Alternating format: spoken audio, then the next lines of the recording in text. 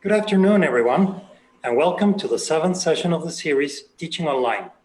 It's about teaching, not technology. My name is José Manuel Villafuerte, and I'll be with you today as a moderator, along with your host, Regional English Language Officer, Dr. Ruth Petzold. We will try to answer your questions and respond to your comments during the session. Please say hi and let us know where you are writing from. Today, our host, Ruth Petzold, will be talking to our presenter, Wendy Colson, about teaching from kindergarten to third grade online to cater to the particular needs of this very, very special age group. Let's get started. Over to you, Ruth.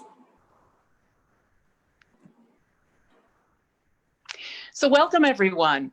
We are very happy to have you join us for this series of webinars created with Mexico in mind, but we think it's also helpful for those of you joining us from other countries. It was designed to help us get through the pandemic, but maybe it will be useful for our future as well if we discover we like teaching online. I'd like to remind you to like the Relo Mexico page on Facebook in order to get news about upcoming sessions, as well as resources and tools for English language teaching.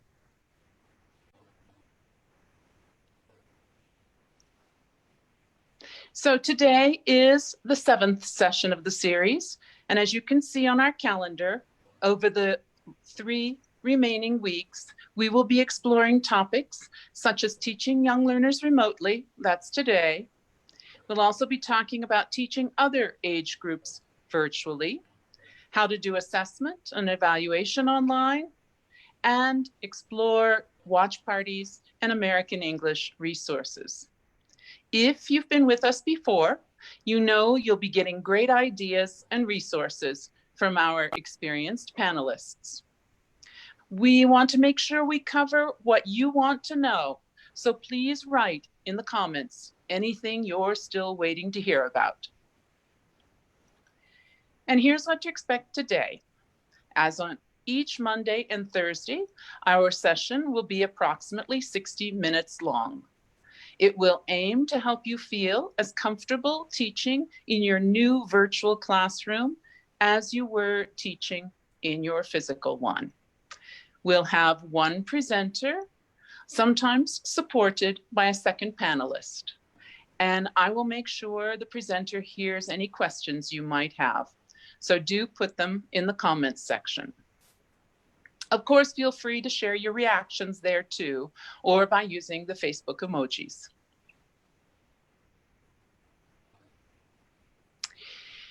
For today's session, teaching kindergarten to third grade online, we would like to start, as always, with a warm-up question.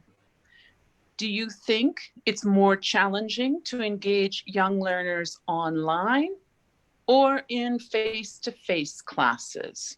Please, if you feel like it, share your opinion in the comments section. If you think it's harder online, we think today's session will change that. Today, we will be identifying challenges that young learners of English face in remote learning, and of course, some solutions.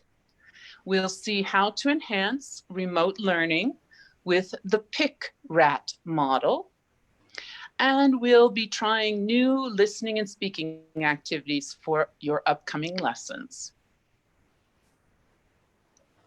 And now I'm pleased to introduce or reintroduce, because she's already spoken several times, our presenter today is Wendy Colson. Wendy started her career in TESOL in 1993 after receiving a master's in applied linguistics and TESOL from Indiana University, a career which first led her to work with the Soros Foundation's professional teaching program in Hungary, where she taught for 4 years. She then taught ESL to adults in community-based programs and worked as program coordinator and then manager for Chicago's tutor-supported adult literacy program. She then changed directions slightly, got a master's in K through 12 bilingual education, and moved to Mexico, where she has lived for 16 years. She worked 7 years teaching children in private bilingual schools, and then became a teacher trainer and curriculum developer. Simultaneously, she served as a U.S. Department of State English language specialist in Jordan, Tunisia, and now virtually here in Mexico. In 2017-18, she was a State Department English Language Fellow in Colombia, working with teachers in their Young Learner and Youth Leadership Scholarship programs.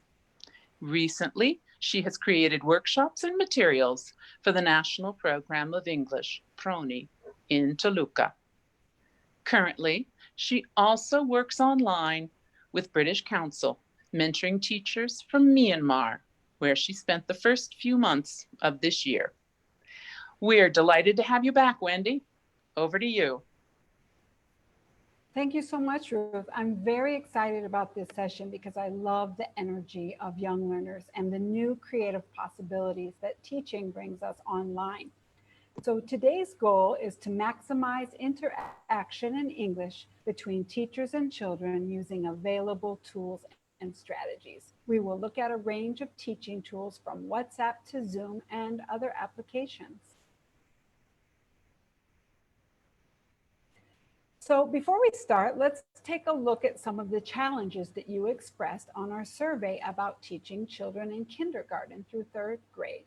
What are the challenges that you are continuing to face? On the next slide, you will find a link to Mentimeter at menti.com. Please click on it or enter the address in your browser with the code 693335 so that we can gather our ideas in a collaborative word cloud. So to get you thinking, is finding reliable resources still challenging, as we saw on our previous slide? Do you still feel intimidated by the technology, or is it mainly a question of accessibility? So please chime in on menti.com and we will share the results with you. Just a second. So I want to point out that sharing ideas in synchronous forums like these in live webinars or in communities of practice will help us learn to overcome our challenges. I can't wait to see what you have to say. And today in our webinar, I hope you will find some solutions from the content and your peers' contributions in the chat. So keep them coming. If you can't access Mentimeter, why don't you tell us some of your challenge in the chat? It looks like our cloud is starting to bloom. Okay, be sure to do that. If not, if it's not accessible to you, I'd love to hear from you in the chat. So it looks like we'll have to share in a second. Is that right? Okay. Great. Yes, I'm not seeing anything here. There we go. Yes, all right. What do you see? So I'm seeing access to internet, engagement of my students, student attention, doing group work, connection, yes, connection, captivating my students, different ways of saying some of the same things. Emails, see if I can find anything new. Teamwork, technology skills, Thank digital you, resources. Wonderful. Yeah, I stress there. We don't want to finish with that one. That one's really tough. Let's see. The teamwork one is a nice place to finish. But yes, beautiful Mentimeter. Yeah, wonderful collaboration, teachers. Thank you for your participation. So let's look at the next slide about what are the characteristics of young learners. So this photo may or may not look like your classroom, your face-to-face classroom, but I chose it because it illustrates many important characteristics in teaching young learners. So what does this photo tell you about the characteristics of English language learners? Well, we know that children at this age are diverse in many ways, yet they do have many things in common. Since this is about good teaching, I feel it's important to first look briefly at general characteristics of young learners, taking this into account when they're learning English as a foreign language, and then looking how we can adapt these activities to maximize their online learning. We would love to hear your descriptions of young learners. So on the next slide, we have what I came up with. I'm sure that energetic and limited attention spans is on the top of everyone's list. And I want to clarify what I mean by egocentric here because it often has a negative connotation. For young learners, egocentric means that they are immersed in the here and now and they process the world from their own points of view. Let's continue with the description. So routines bring predictability and structure to the class. And we have to remember that young learners are still learning their first language, and we can't forget that they love to talk about themselves in social interactions. So let's look at this at the end, seeing language as a whole. Well, what do I mean? Young learners do not analyze the language. They're not looking at the component parts of grammar as we do as language teachers. They tend to attend to the music and rhythm of the language and just want to dive into any activity that you present. So this is why we don't do a lot of explicit grammar teaching at this level. So how can we use these characteristics of young learners to provide effective online and remote teaching? Let's look at some ideas.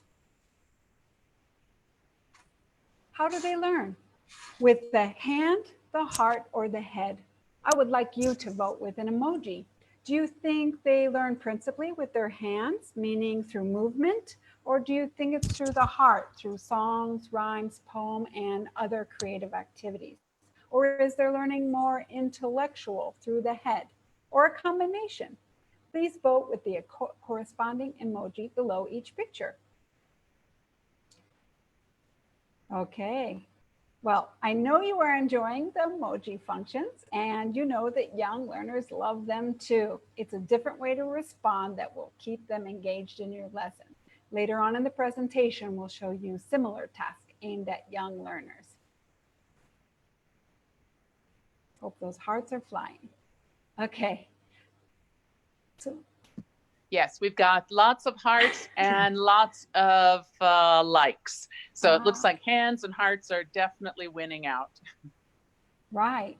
So to sum up the description, let's look at this quote by Carl Jung. It says, "The creation of something new is not accomplished by the intellect, but by the play instinct."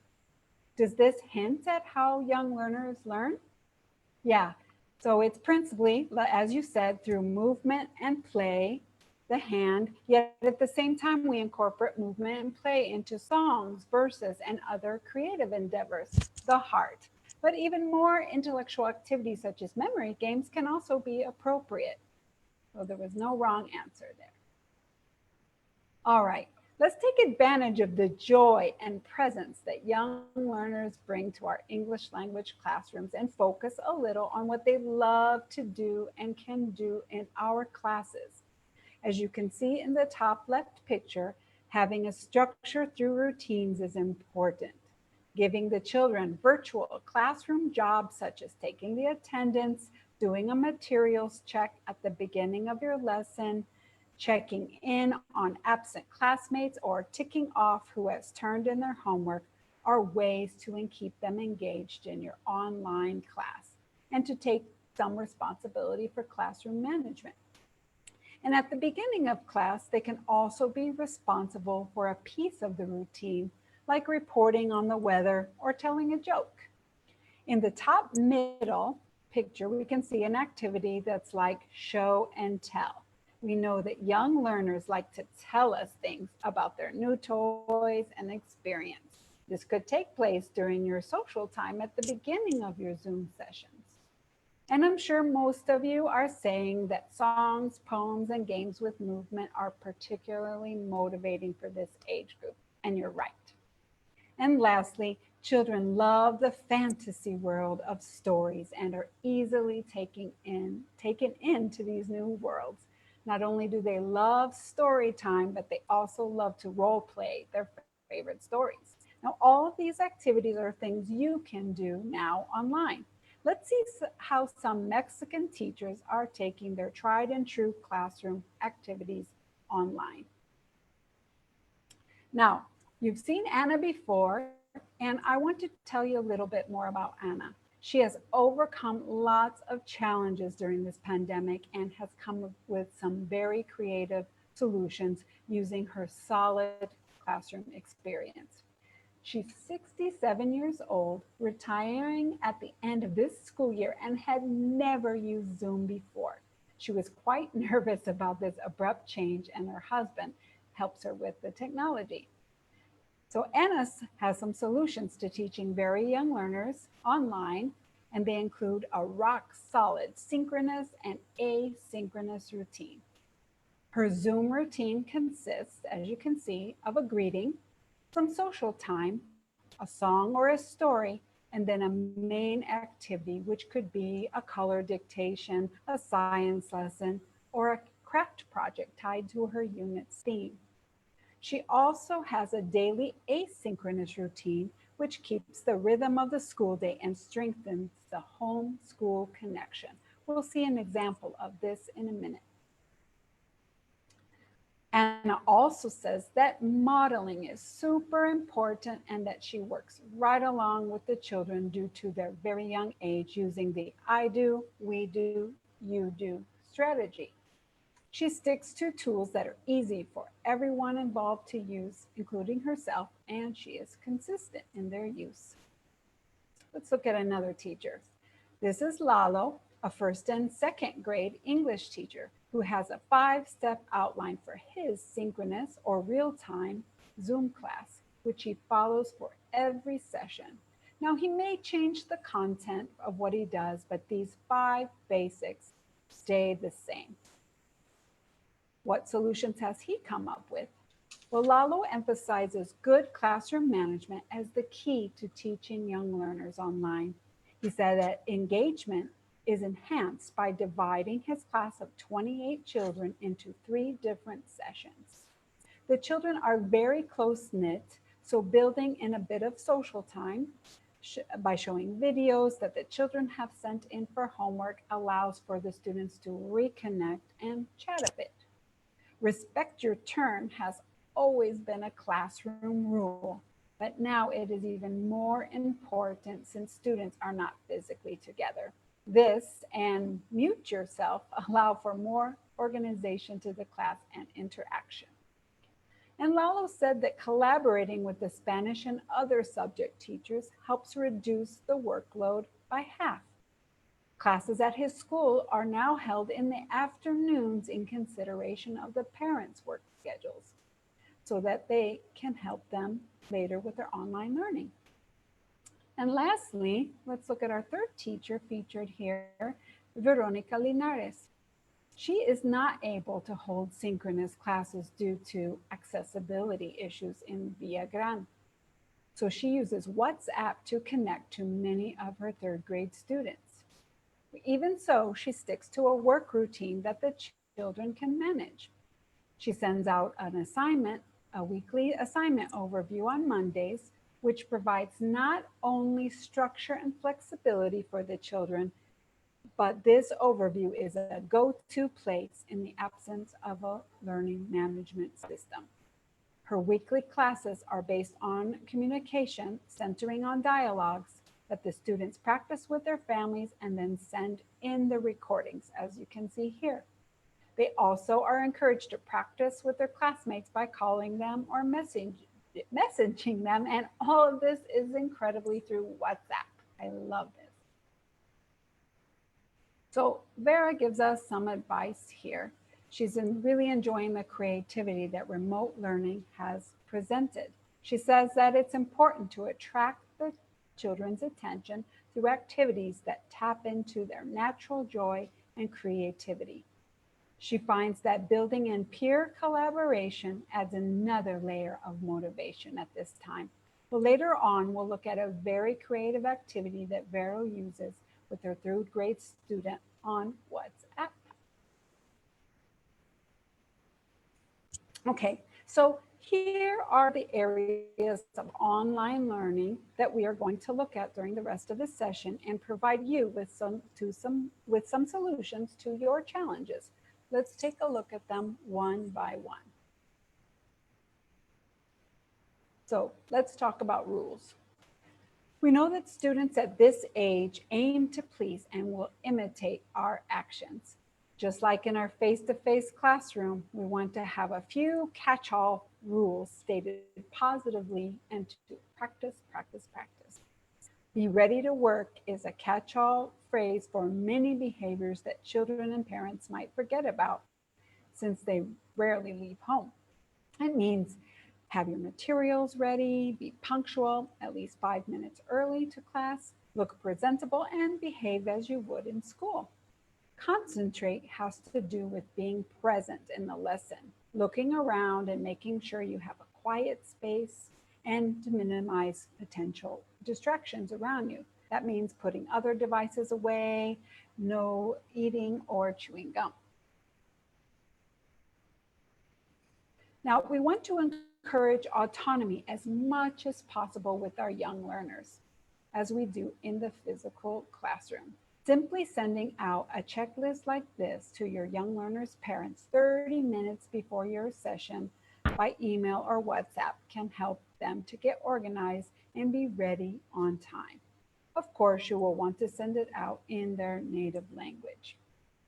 The checklist could be used in two ways: as part of your asynchronous routine leading up to your live session, or incorporated into your synchronous class, letting children take on more responsibility and using real language such as, Carlos, do you have your notebook? Here it is, teacher. Okay. And here is another visual idea to help your young learners get ready for class by themselves or as much as they can. You can use it just like the checklist, having children ask and answer if they have certain items or to simply show them. This is yet another opportunity to make your routines interactive and to build habits. Now let's look at routines. Give me a thumbs up emoji if you have an asynchronous routine to complement your online teaching. Well, as we learned in a previous session, an asynchronous routine is something children can complete when they are not online with you. It can be structured like this one, like Anna's, with times that matched your face-to-face routine. And an asynchronous routine like this helps children feel secure by keeping the school rhythm that they had before the pandemic. And as you can see here, the schedule leads up to the synchronous Zoom class at 11. Yes, Wendy, we got lots of thumbs up. So I think we have lots of asynchronous routines. That's fabulous. Thank you for voting. It's fun, isn't it? Okay, let's now turn to engagement. Because children have limited attention spans and are social, energetic, and spontaneous, grabbing their attention and keeping them engaged is always a challenge, and now even more so in their own homes. You heard Anna and Lalo recommend building in social time so that children can talk about what's new, like a pet, baby sister, a TV show, etc. And afterwards, you can start the class efficiently by using a chant, rhyme, song, or verse. The third tip is to build in movement into all of your activities as much as you can. Although many of our online classes are on Zoom, that doesn't mean that the children have to stare at the screen for 30 minutes. Consider taking screen breaks by having them write or draw in their notebooks on the side, or do a scavenger hunt, or have them label their surroundings during your synchronous lessons. And lastly, use their home environment to make learning come alive. They will begin to connect learning with their homes in this way. Let's talk about the idea of using a song or a verse to start your online lessons. How did you start your face-to-face classes? Consider keeping some continuity to your online routine. In my classes, instead of signaling the start of class using words, I begin with a rhyme that the children say along with me. Then everybody is together and I can go right into the rest of my routine without wasting time. We can't afford to waste 1 minute of our precious Zoom classes. So we reach up high, high, up to the sky. They already know the words and the routine, so at my signal, we would start. And bend down low to the earth below. Obviously, the children and I would be standing up and away from the screen. And I have a question for you. Do you prefer doing the activity directly to the video with your students, or would you rather show a video to start your classes, and why? So, depending how you are answering this question, you might want to start your class instead with a video or a combination of you teaching parts of the song and then using the video. As you know, there are tons of videos on YouTube that get children to listen and move. This particular song from Scratch Garden has children moving and freezing to commands such as dancing, hopping, twirling, sliding, and swimming. It's one of my favorite YouTube channels for finding songs. Now you can use this as a listening exercise or a brain break in the middle of your Zoom lesson. And you can also send the link to parents and to be used as part of the asynchronous routine and engage the whole family. Okay, now let's take a look at Lalo's book and the objective he has to meet for his first grade class. I hope you can see that. It says, practice talking about likes and dislikes. And the vocabulary is food. So this is a creativity challenge. I want you to tell us one way that you could teach this vocabulary or one way you can teach this grammar. I'm sure you have ideas. Since we have so many teachers here today, let's pool our creative talent and brainstorm in the chat. So what do you imagine the end of the unit project or task looks like? On the next slide, you'll see some of the different activities I'll brainstorm. What did you come up with? Well, let me tell you that I like to start with the end. I like to first think of what the end of the unit project will look like and do some backward mapping or planning. Now, this will look differently from all of us depending on accessibility, English levels, or the amount of synchronous class sessions that we have. But as an end of the unit project, I think I would have the children conduct and present graphically and in writing a family survey of food preferences. I might have had them do a class survey in our face-to-face sessions, but now our classmates are not very accessible now. Let's look at an example. Okay, so to scaffold this project, our final project, I would show a blank slide like this and have the children copy it into a notebook. And I would also have a handmade copy on paper too, to mirror what the children will be doing.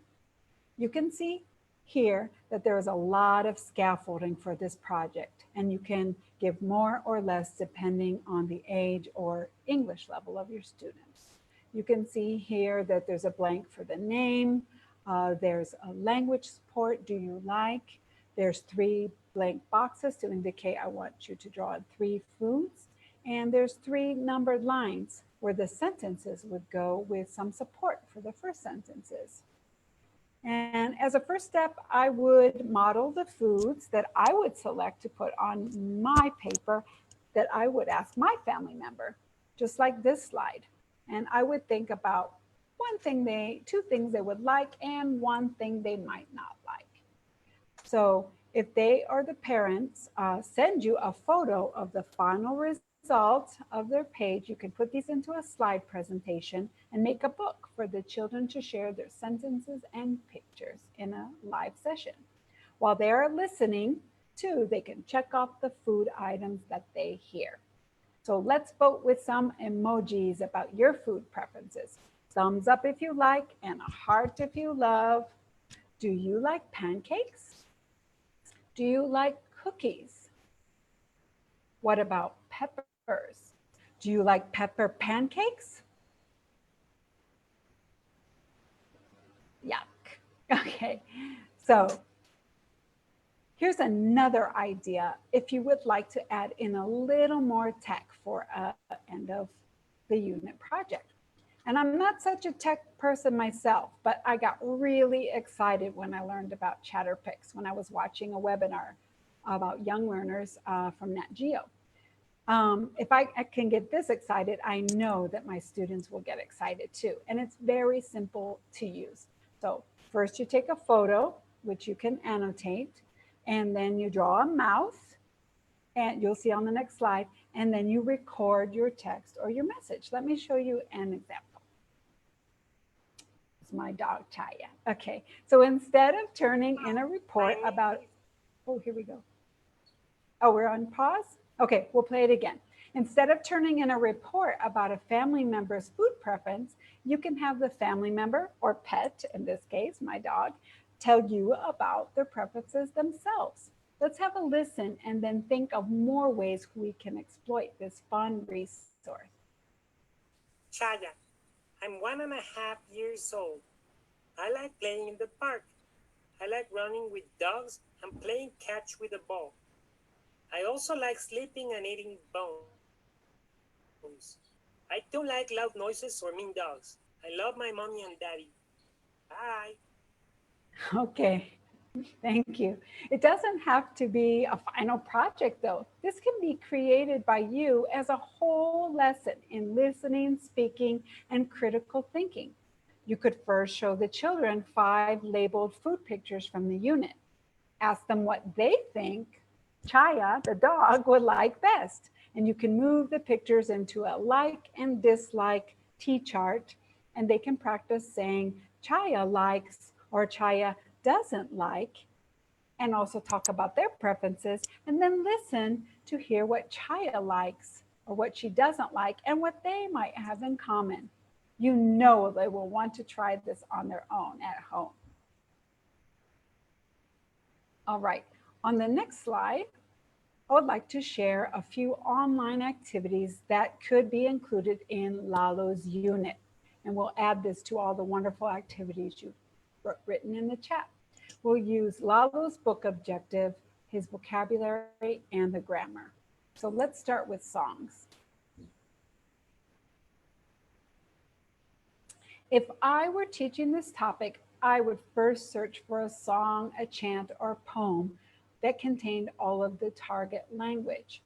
In this case, I searched a favorite site. You can see the link below, supersimple.com, for a song. I could also have searched super simple songs on a YouTube search and put in Do You Like. This is part of the song menu, and I chose Do You Like Broccoli Ice Cream?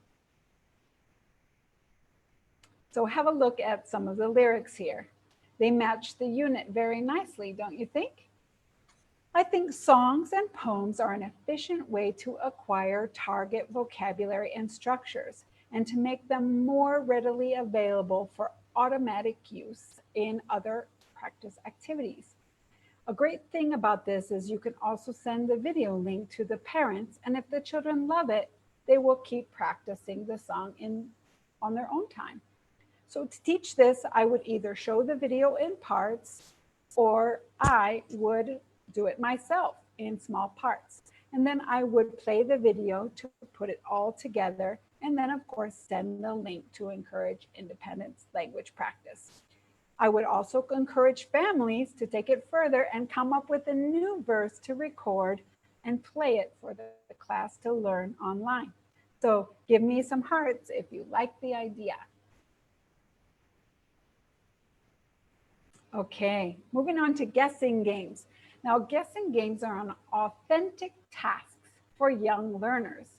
If you put something in a bag for the children to guess, it automatically turns into a game and gives purpose for practicing English. If I had direct access to you on Zoom, you would have 10 chances to guess what is in my bag, and by asking yes or no questions, starting with this chunk right now. Now, to make guessing easier for children, you can narrow it down to a category like food or only the food in this unit. You can make it even easier by limiting the guessing to one feature, like a color. Is it green? For example. Now, in this case, we will stick with food in our unit for now. And now only Ruth, are you still there? I am. Okay, I am, Wendy. now Ruth can play. So Ruth, we will use the grammar chunk. Is it? I have a food from the unit in the mystery bag. Okay. Is it a fruit? No, it isn't. Is it something baked? You can bake it. So yes, it is, but not yet. Okay. Is it a vegetable? Yes, it is. Is it round? No, it isn't. One more. Is it a carrot? Yes, it is. Yay! Good job. So this is a game I played every day in my second and third grade English classes, face to face. In fact, when I stopped playing it, the fourth grader said, "Hey, what happened to the mystery bag?" So the key to keeping students engaged is that there is always something new in the bag. And now with all the realia surrounding your students at home, students could take turns leading the game during each live session. Now, the second game here is called Super Close Up. And it's something you can also build into your Zoom routine. Have students find something related to your unit, such as food items, and just as the name suggests, have them hold it super close to the camera for the others to guess, and give them some language chunks like, is it, and have them slowly move the item away from the camera until someone can guess. It's an easy way to use your camera. And the next slide, we have a classic game, which is Hangman. I'm sure the thumbs ups are flying that this never gets old. And all you have to do if you're on Zoom is to share the virtual whiteboard and annotate. Now, I think I would turn off the children's annotation tools for this one. So can you guess what the word is? Okay, let's move to Flashcard Games. Flashcards just got easier to make, show, and save online. PowerPoint and Google Slides are perfect for this.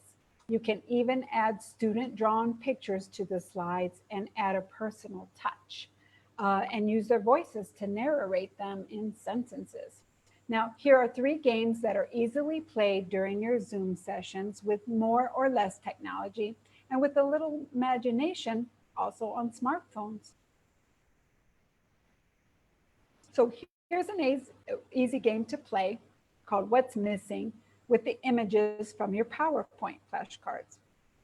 You can first have the children name what they see and tell each other if they like it or not.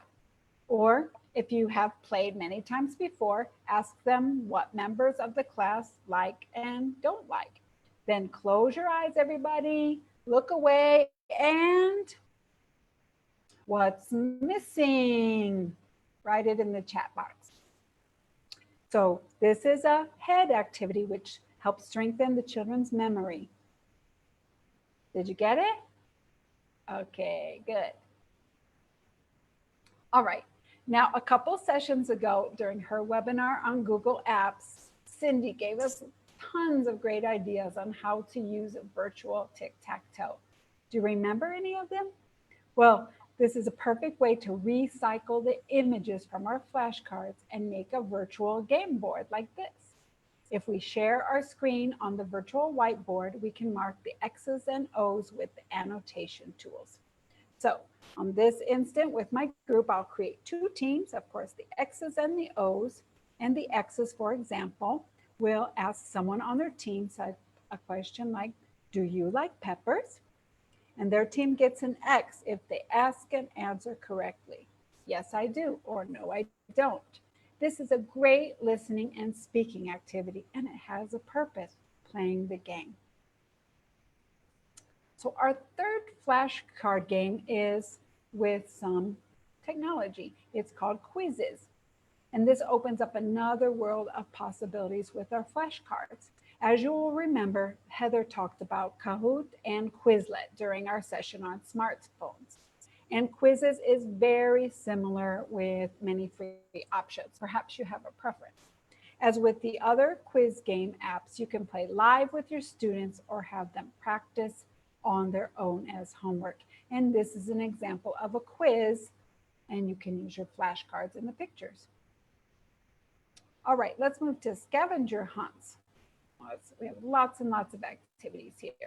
Well, I mentioned scavenger hunts in the webinar on classroom management, and I mention it here again because it is a fantastic way to incorporate movement away from the screen for warm-ups, vocabulary reviews, or short brain breaks. So to play this game, you ask children to find something that, for example, you put on a sandwich. Okay, you can see some cheese here. They will get up and bring that item or select a flashcard that matches, but it's more fun to move. Now find something that is red. Here you see a tomato. Now there's a reason why teachers all over the world are building these scavenger hunts into their online routines.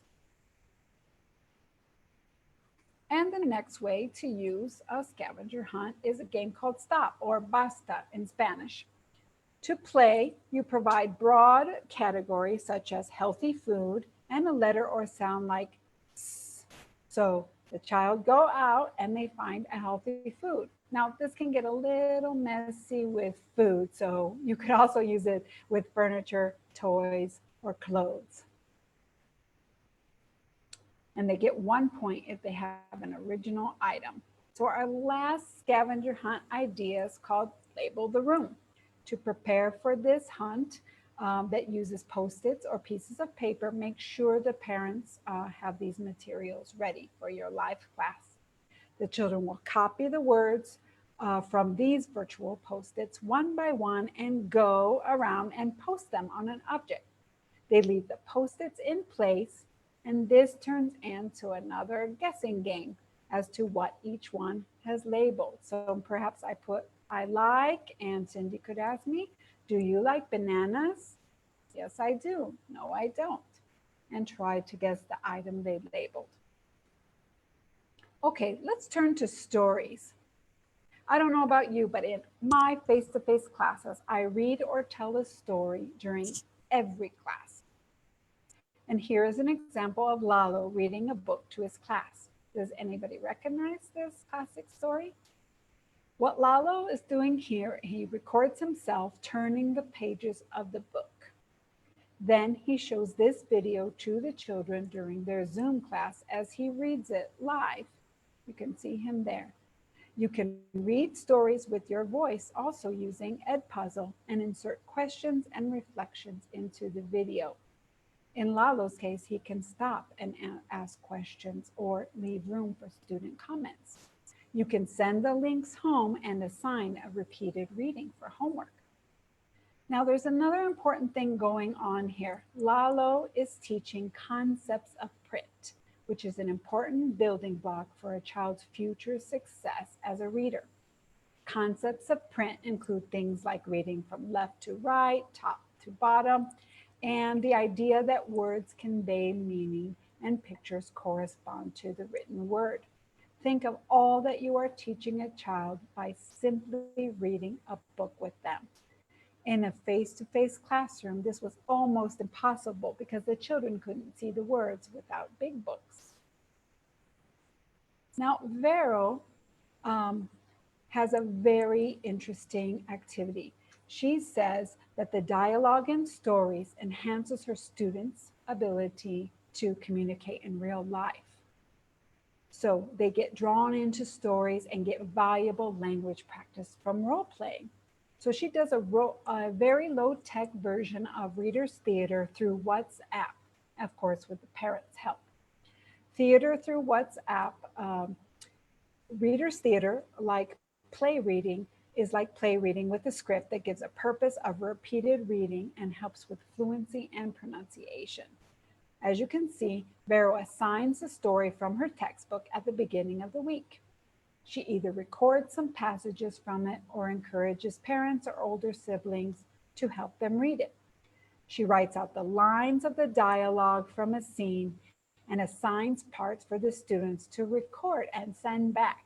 And then on her own time, she arranges the lines into a narrated story to send to everyone on WhatsApp, complete with student illustrations. It's a really creative idea, isn't it, with low tech? So this is one of the stories that was in her textbook and Vero told. What do you think are some of the lines that she sends out for the students to practice and record? Okay, and now we go to a higher tech solution. Now at the beginning, when you told us your challenge, you said you were asking for one great resource on the survey, and this is a great one. Cindy mentioned it during the session on classroom management and differentiation. It's called Starfall, and it's a one-stop shopping for reading, phonics, and spelling for the young learners. Do you think anything from this homepage will spark the interest of your young learners? It did for me. I want to show you 3 things. So on the next slide, we have Easy Reader. And this is an interactive book where children can turn the pages and click on the sound icon to listen to the story and repeat if they wish. Now you could read and discuss books like these during your live sessions and then assign them to read to a sibling, a caregiver, or even a stuffed animal or pet. You could also let them self-select books from the site to recommend to classmates during live sessions.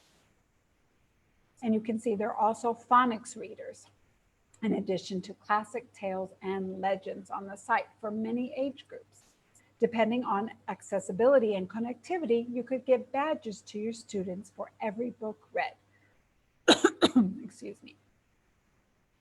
All right, and then there are interactive games you could suggest for homework based on a spelling pattern. It's a good idea to model how to use games during your synchronous classes so that they are motivated to try them on their own and know how to use them successfully without much parental supervision. So you drag the letters over and it pronounces the word for you. It's very, very fun. All right, during the last session, do you remember you helped us brainstorm resources for the strategy called 3 Before Me. This is a necessary strategy to teach our young learners right now since we are not in the classroom to guide them and we want them to start solving some of the problems for themselves. Now, this is a simpler graphic version that we made, especially for young learners. So step 1 is make sure you think about the problem. Step 2, look back about how the teacher modeled the activity. Maybe she sent a video, audio, maybe there's some instructions. And step 3, ask a friend or an adult. Although children in kindergarten to grade 3 are very young, we can start them on the road to autonomy by training them on this simple strategy before asking you. Now, our last point, which is working with parents and caregivers, our students' first teachers. This has always been an important aspect of early childhood teaching. but more so right now than ever before. It's a good child development practice to teach parents about home literacy. And here are 3 important considerations. Let's first talk about scheduling. As we saw in Lalo's school at the beginning of this webinar, considering parents' work schedules and the number of available devices in the home can lead to more engagement. Some schools like Lalo's are holding synchronous classes in the afternoons based on parents' schedules. And on the next slide, we have choice boards. So Cindy did also mention choice boards during differentiated learning, but I want to show you a different idea using this, considering working with parents. So this is how choice boards can be push-in activities, meaning that they add to family time and don't add extra work to the parents. These could be classified also as self-access activities, especially if they are part of the family's household activities or routines. Or if the children have learned how to do these in several of your online sessions, they could also do some of these independently. So as you can see, they can color them when they finish, fold your clothes, sort them by color, set the table for lunch, or learn a new song from super simple songs. And lastly, let's look at including parents in Zoom sessions by having Zoom conferences, since parents are taking more responsibility for aiding the teacher in the home. So this will take the place of parent and teacher nights on a Zoom session. We can train parents on ideas like the ones shown here to include concepts of literacy in the home, whether they be, this slide would be in the first language or in English, you decide. We know that strengthening the mother tongue anyway strengthens the second language or other language. You can send ideas like these in their home language by email or WhatsApp after you train parents on these techniques. Okay, so on the next slide, you can see many of you asked for one go-to resource. So the teachers that I highlighted during this session told me theirs. Do you have one great online resource that you can share? So look at these. I just want to clarify that Anna's Pinterest, that's where she looks for craft ideas and science experience to use for her on and offline routines. So take a look at these and I hope you can try them out. As for my picks, these are some of the online resources that I recommend and I use during this webinar. Please let us know which ones you've tried and ones you want to check out. And for your own professional development, on the next slide we can see, I highly recommend that you search under Young Learners at americanenglish.state.gov. I have a webinar on communicative grammar games there for the young learner that you might be interested in. But if you just search for Young Learners, under that you'll find tons of activities on live webinars and also the magazine called English Teaching Forum. Search for Young Learner activities. You can see my article for the mystery bag in an edition from last year. And I love this last webinar series from National Geographic Learning that was made specifically for teaching during this pandemic. There's 3 separate webinars, and that's where I got the exciting activity from Chatterpix that I love. Now, back to you, Ruth.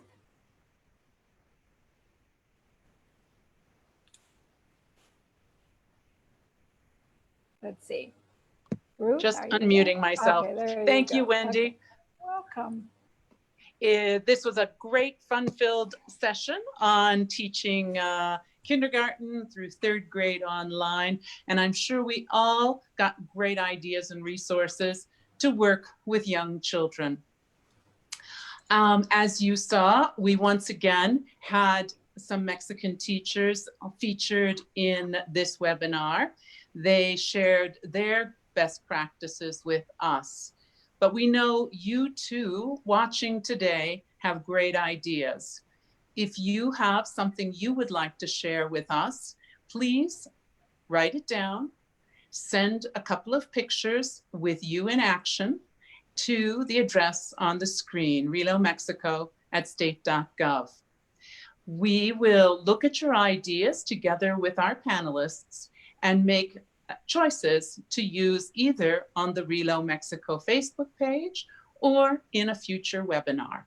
Please don't be shy. We'd love to hear your good ideas.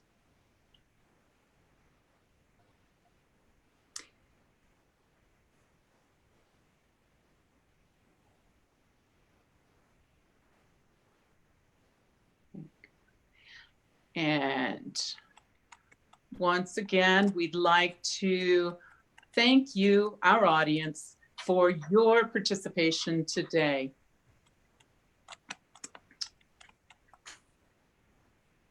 We hope that you'll continue to share your ideas through social media with your colleagues after the session ends. We would like to remind you that you can host a watch party on Facebook to do that. Simply start a post, and when the box pops up, click on the 3 dots at the bottom. This will let you choose this video and then select, it will allow you to choose watch party, and then you select this video to share and publish with your friends. Your friends receive notifications to view the recording with you, and you can pause it or watch it all the way through and comment at the end.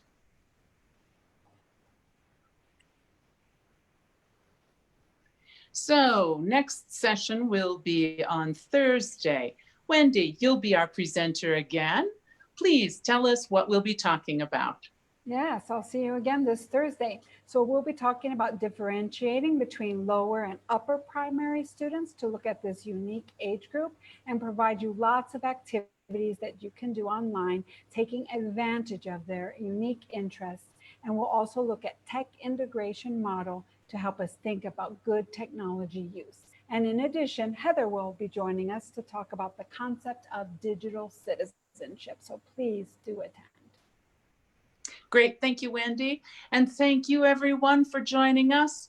We appreciate your faithful attendance at these webinars, and we look forward to seeing you again on Thursday, June 18th for our next session. Until then, stay home and stay safe. Bye-bye.